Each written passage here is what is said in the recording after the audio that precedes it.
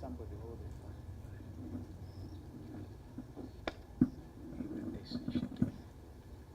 it. Thank you.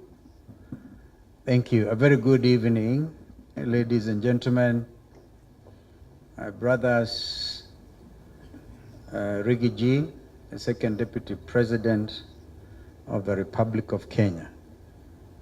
My friend Eugene Wamalwa, the German name I skip purposely. Our brother Fred Matiang'i, and all of you distinguished friends. You see now,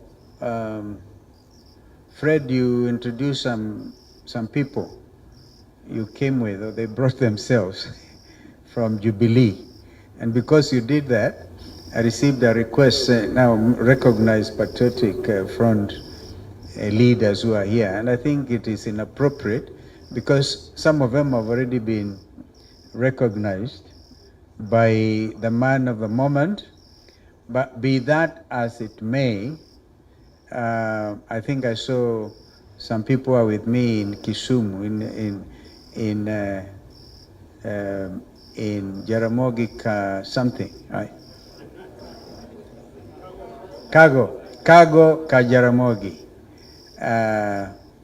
I saw Mukunji there with me and Cicely, and even those ambassadors, are they Sijeni, and I think Lumalas was there.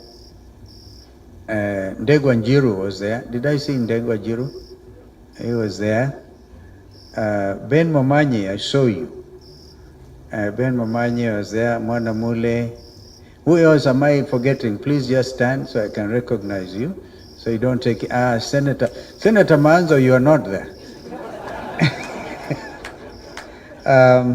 But he should have been there. I think he thought he should have been there, and others. So I'm not able to see who is right at the back. Or is it Wakili Boniface? No. So, ladies and gentlemen, I'm here to do a very simple thing, and that is to launch this book. I asked myself, JB, why did you make me the chief guest? Is it because you thought I should buy very many books tonight and to give out there? Or is it because I may have written an autobiography for myself, and the title of which is Against All Odds, and which is due for revision? Or is it because I'm older than you? I think it's because of the latter. That I realize this guy is 3 years younger than me, and he's from my neighborhood. I don't know why Brother Rigiji claims Muturi for his own kinsmanship. Because if you listen to JB speak Kikamba, he speaks without an accent. Even the way he pronounced my name before he came here, that's not the normal way you pronounce my name, because he is fluent. And then his home is near Ishara. From Kanyambora, where Lenny and him come from, to Sekuru is actually just less than maybe 30 kilometers. Now from there to Rigiji's place is very far. So we share in, but I had Rigiji make some very interesting distinction, that him is a brother and I'm a cousin. That imagine Lenny and JB is brothers, but I am Rigiji's cousin. But we all felt that anybody who is feeling the weight of misrule, over taxation, is actually a cousin. I think that is why JB asked me to come and really nail it for him. JB, you're a very frank person. And allow me to tell you that Uhuru Kenyatta should have been here. But as you asked me to mention that he will not make it, I remember when we are reviewing the possibility of coming tonight, you told me you suspect if Uhuru Kenyatta had read the book completely, he may not have signed the forward. But I think he did. And he makes some wonderful remarks about who you are. When I saw Fred Matiang'i, I asked him, have you read the book? Because, ladies and gentlemen, I'm actually now marketing this book for you. My brother, my younger brother, JB, as we call you. Because out there, we are here launching a book written by a stickler, not only for the rule of law, but one who believes in the separation of powers. He has lived, he has served in both the executive, the legislature, and the judiciary. One of our foremost statesmen, I dare say without any hesitation, and one who is also fearless. Even as we sat there with JB, I told him, do you remember this friend who is running out of the country, is all over the place, and is trying to tell JB and I to mention that somebody at the very high level is already received a $10 million bribe to bring in rice from Pakistan or wherever. That is JB Muturi. And so I feel truly honored to associate myself with you, and also a party leader of Democratic Party. The founding Kiongozi, as you all know, was a gentleman I was privileged to serve under as his vice president. Not that he appointed me, but I negotiated. No, I learned a lesson in life. And it's somebody, when we went, a lot of you may not know, I was also deputy speaker one time, between the years 1989 to 1992. And then I went for an IPU conference, somewhere I think in Togo. And we wanted the late Joseph Muliro. How many of you remember Joseph Muliro? He was assistant minister one time for foreign affairs. And we wanted him to join the 9-member committee of parliamentarians from all over the world dealing with matters to do with climate change. And so we had some formidable challenges from that region, some of them claiming authority of their speakers. And I coined a phrase. I said, in business, you don't get what you deserve. That is generally said. You get what you negotiate. So I learned that and applied it with President Kibaki. We negotiated my being 10th vice president. But that is part of the history. But I also learned another useful tactic. And I think that is what this Kenya Kwanza administration has been applying. And that was that in order to get Joe Muliro appointed as a member of the IPU Committee of Parliamentarians on Climate Change, we realized that our competitors had no time for us, and so they didn't care about the qualities, the qualifications of Joe Muliro. So I said, as the leader of delegation, because as deputy speaker, we'll apply the following formulation. If you cannot really dazzle them with brilliance, then baffle them with bullshit. There's a lot of bullshitting around. And because that is what really is holding this country at ransom. And it's all written and elaborated under this wonderful, wonderful work of art, as Rigiji put it. First of all, JB is summoned by J. Muturi, who wants a meeting of the Speaker of the National Assembly, the 11th edition, and calls him and say, JB, can you come to State House tomorrow? He didn't say, he said, what time is the president? And then he said, you contact Jay, you'll arrange the logistics and the time. So JB shows up, the Speaker of the National Assembly. And whom does he find? He finds Fred Matiang'i, Interior. And he also finds Kibicho, Karanja Kibicho, the PS. It's all there, Fred. That's why I said, if you read it, you have to really know that we are dealing with a very honest person in the tradition of the truthful man. And he says it there. He says he told President Uhuru Kenyatta, you cannot do this. I am the Speaker of Parliament. There is a principle of separation of powers. And he called Kibicho and Fred some very nice names there. Because he was angry with what he thought was an aggression on the principle of separation of powers. He does the same, and of course others also at the time in the book, if you read, where, for example, you see, we are making him look like a wonderful person, but the human being in JB had to face the role of Mr. Njeru. Now in that we share. When I was in Meru School in Form 5 and 6, our headmaster was Mr. Njeru, who once became the Director of Education. And one time I think that's why I sharpened my negotiation skills at Form 6, because we went on strike.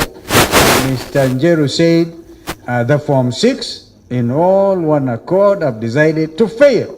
We actually turned out that time in Meru School, the class of 1973, as number 4 in the country, because we were refusing to eat stuff we are calling fufu. But we had given Mr. Njeru a nickname of Mr. Amin. We call him Mid Amin because the way he used to walk, and he was, students always deal with their head teachers. Now, Mr. JB's Njeru accused him of teasing girls and pinching them. I don't know, JB, in your years at the university or before you went to university, if that was your characteristic. These days it can constitute a very serious offense for which men actually get impeached, not in Kenya, in other places of the world. So he lays it bare, including the role he had with his Mbere clansman who spoke here, Lenny Kivuti.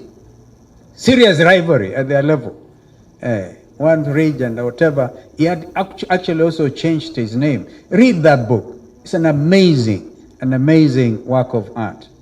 But he actually then says there, I will not sign it. That was JB. It is out there. And they say, release my son. We have seen the story of Leslie. So JB, when you write your next book, and I want to agree with my brother Rigiji, let us go through this season, because it's a very, very important season, pregnant with all types of expectation. And when, God willing, we get to Canaan, you will then have time to read to write a wonderful thing. I want to read a book written by Rigiji, because he has written a very nice chapter already. He has seen it all. He paid his brother in kind. I don't know how many deputy presidents world over would be able to stand up and get a president to go down when he's going to announce the names. And he actually gets them. That is the art of negotiation and also transparency. If indeed we are a government or a country that believes in the rule of law and democracy, then we have to be like Rigiji. I just come from Luo Nyanza. And please don't ask me where I got the 100 cows from. That's my own secret. Some think I keep a lot of cows. It is true. In addition to growing green grams, we call them dengu, we also keep some cows. And we went out there, and I forgot to salute the champion of devolution, certainly a champion of democracy, the late Honorable Raila Odinga. I just failed to salute because I was wearing Mukunji, remember, I was looking like you today. I really miss out just to salute him and to say the struggle continues, la luta continua. I wrote that in my remarks and bidding him farewell. But ladies and gentlemen, This is a country you all love. And this is a country we know at a critical time like this, if we buckle, if we falter, then it is like what Shakespeare said, the rest of the voyage, is really taken. If we don't take this high tide, then the rest of our lives will be lived in mystery. And the lives of Kenyans will not be exactly what J.B. Muturi would have wanted. By laying things bare, telling it as it is, and I have read also as a senior counsel, I can tell you none of that stuff is actionable. Nobody will sue you, because I think you took that into account. But you also put it openly. So I'm so honored to be able to launch this book. And the fight, not just for democracy, the fight for order in our country. And of course, if you know, in the tradition of the British speakership, I really like to see there's a speaker who was presiding of, I think, impeachment of one of those prime ministers. And I said, as many as of that opinion say aye, aye.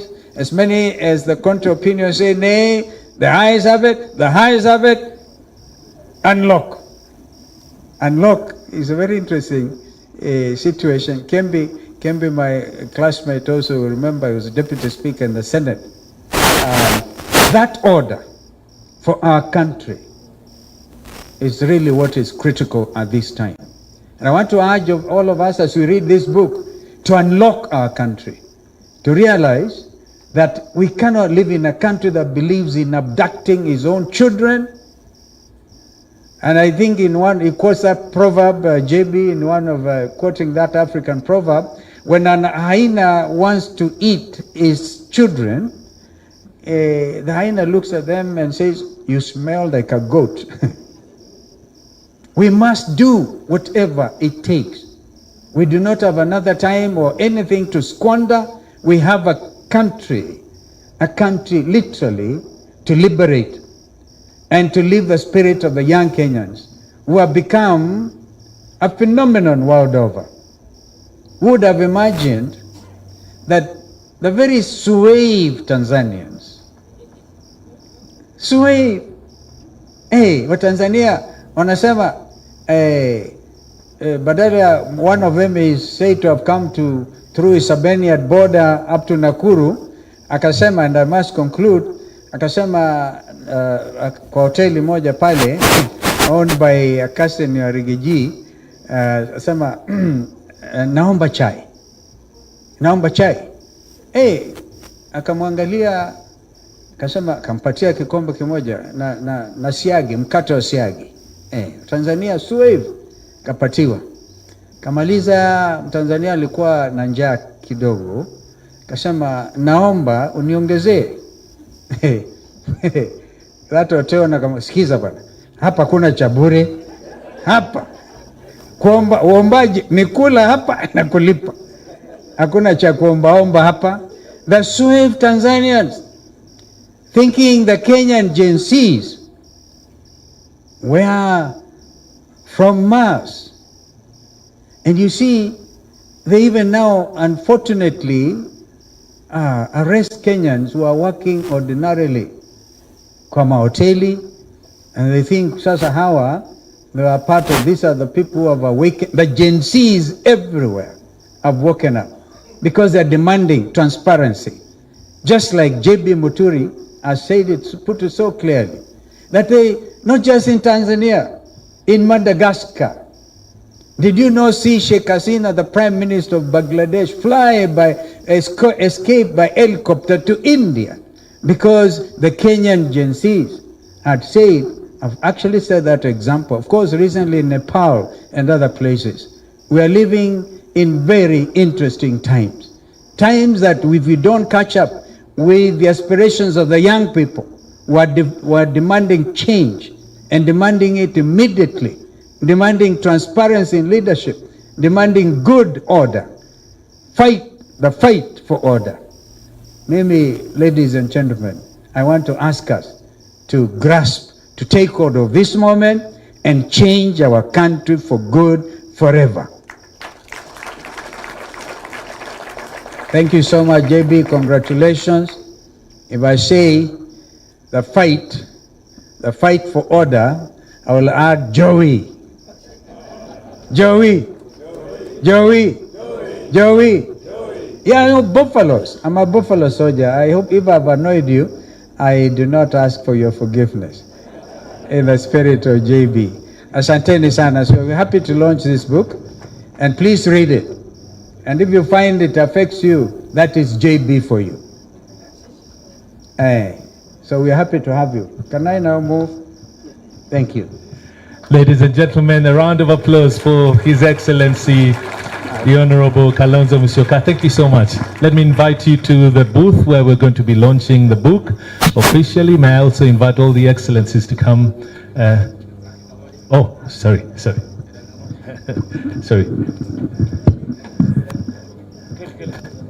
Let's give the Excellency Rigathi Gachagua just a moment before we launch officially the book. Kuna kitu moja nimesahau. The nickname ya JB Muturi, he is also called Anthony Njeru. Do I tell you how the name was arrived at?